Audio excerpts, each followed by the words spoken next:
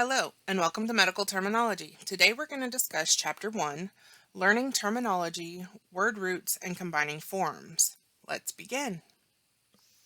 So learning outcomes for this chapter are going to be that you are able to discuss the history of medical terminology and how terms are developed. You'll also be able to describe the importance of pronunciation and spelling in medical terminology, as well as illustrate the 4 word parts used to build medical terms. We'll also identify how word roots and combining forms build medical terms. We'll describe the process of pluralizing terms. And finally, we will recognize and use medical terminology and its different forms. So let's discuss a bit of the language of medicine. It dates back to the time when people had only spoken language and no written language. It began to gain uniformity with the work of Hippocrates.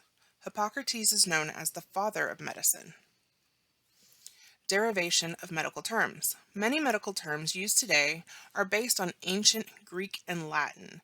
Therefore, think of learning medical terminology as learning another foreign language. Word building became and remains the primary way to describe new medical discoveries. A suffix tomi, meaning cutting, may be used in modern procedures that we do not associate with cutting. An example of this would be phlebotomy, which means incision of a vein, but the basic concept still means cutting. Modern-day compound words in English. Most medical terms are Greek or Latin-based words. Some are from modern-day concepts. Simple concept, combining 2 words to create 1 word, like something, sometime, and new meaning related to the 2 words. Here are some more compound word examples. English word examples such as elsewhere. So we have else, which means other, where meaning location, therefore we get elsewhere meaning an other location. Then we have grandmother. So grand, above, mother, female caregiver gives us grandmother. Sun, which means yellow, warm, or energy, and flower, which means blooming plant, that gives us sunflower. Medical terminology example, we have gyneco, which is a combining form, meaning women, and then we have logi, which is a suffix, meaning the study of. So when we put that together, you're going to come up with gynecology. Now, when we're breaking down a medical term, we always start with the suffix, defining that suffix. That's going to give us the basis of how we're using that word root.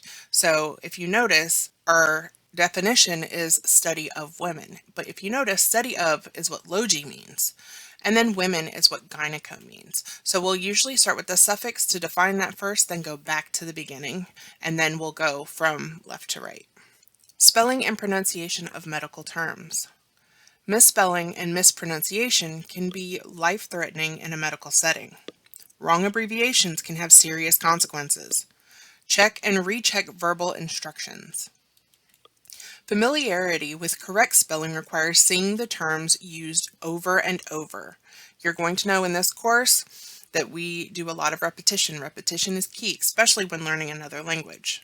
You'll also want to pronounce words aloud. This helps you make sure that you're pronouncing your words correctly and getting the proper mouthfeel. You're going to use resources when needed, such as a medical dictionary. You can also learn basic terms in other languages, such as Spanish. It will help you. You will see some crossover with that Latin. Another one of my favorite topics, eponyms. So terms formed from names, such as Parkinson's disease, or formed by adding an apostrophe followed by an S. Some medical associations are dropping the apostrophes and the S's and just referring like Parkinson disease. Here you can see how the basic form of a medical term would flow. So we have our word root, that's the star of the show. That's what we're talking about. Then we have the suffix, which helps modify what we're saying about the word root. And not all medical terms have a prefix, but if they do, the prefix always goes at the beginning, and it is also another modifying word part.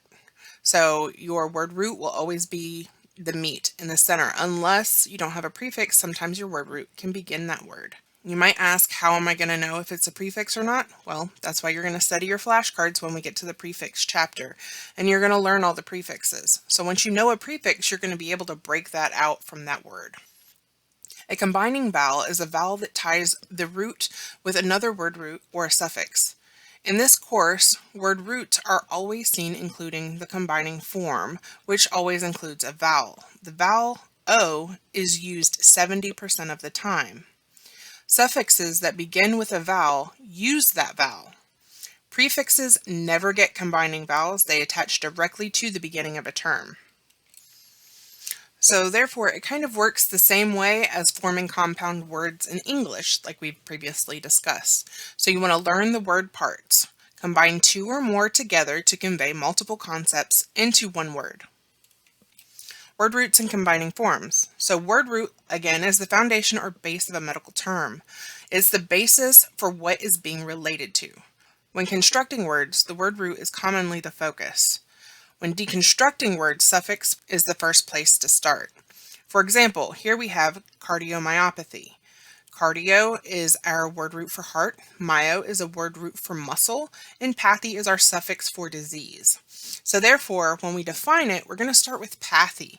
So we go with disease and then go back to the beginning to cardi, heart, muscle. So this is a disease of the heart muscle. Let's work next with tonsillectomy. First we have tonsil, which is the throat tissue, and then we have our suffix ectomy. Ectomy is the complete removal of. So therefore we have a complete removal of the throat tissue. Remember, we start with, when we're defining, we start with that suffix, and then we go back to the beginning. Most English plurals are formed by adding s or es to a word, such as cancer to cancers, abscess to abscesses. Words of Greek or Latin origin use regular plural of that language. So, example, here we have a bursa, which goes to bursae. Then we have embolus, which goes to emboli. Adding s to words ending in any vowel or consonant except for s, x, z, or y, example would be joint to joints, and add es to words ending in s, x, or z, such as reflex to reflexes. More pluralizing rules. Remove the x and add ces to Latin words ending in x, such as from appendix to appendices.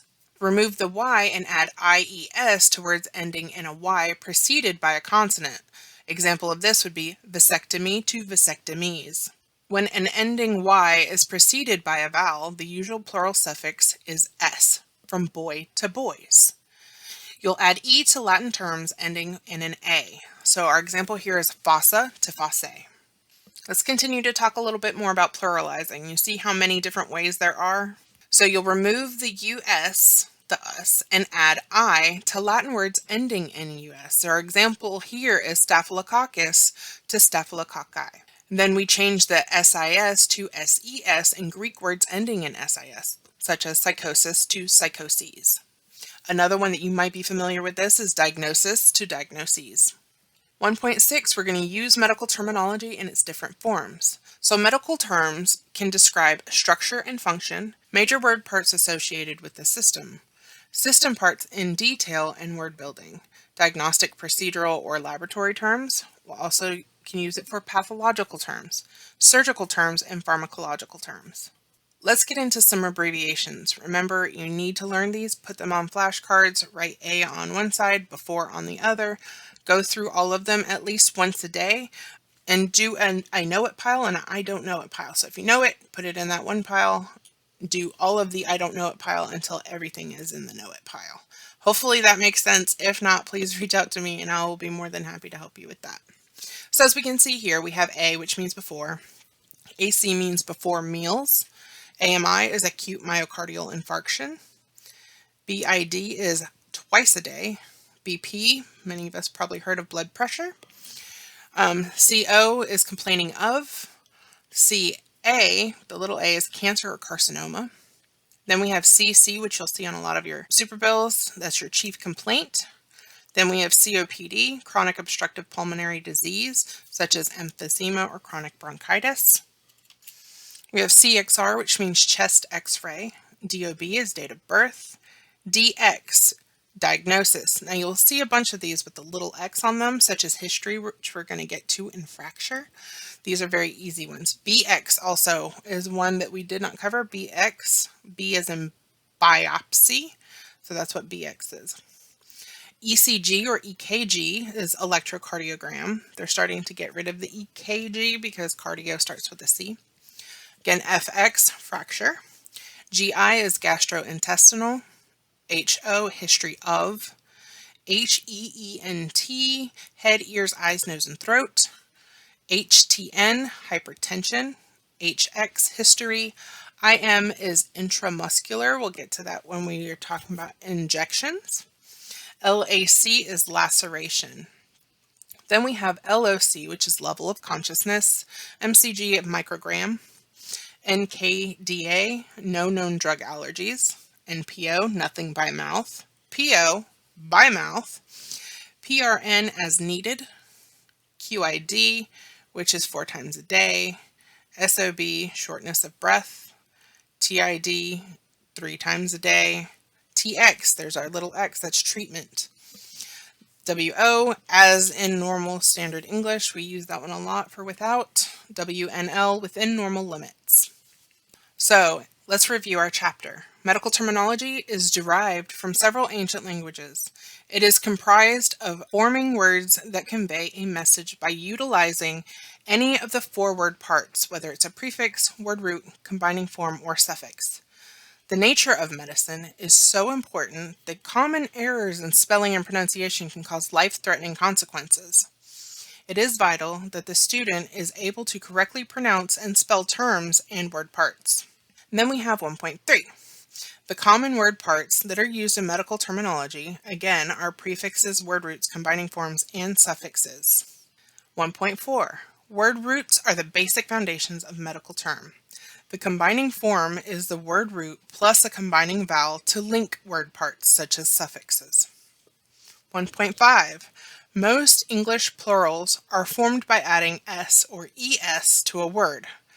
This is also true of many medical terms. However, medical terms derive from ancient Greek and Latin often use the regular plural forms of those languages. And 1.6.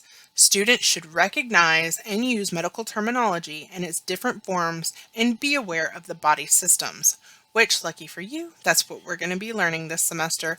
And for those of you who are going to take medical terminology too, that'll just be a continuation of more systems. Thank you so much for joining me. Let me know if you have any questions whatsoever. I'm always here to help, and I love questions. I love wrong answers. I love word association. So if you have a hard time remembering any word parts, please feel free to reach out, and I would be more than happy to help you come up with a way to remember so it helps you with that recall when you're testing or just when you're trying to figure out your terms. Thank you so much and have a great day. Bye.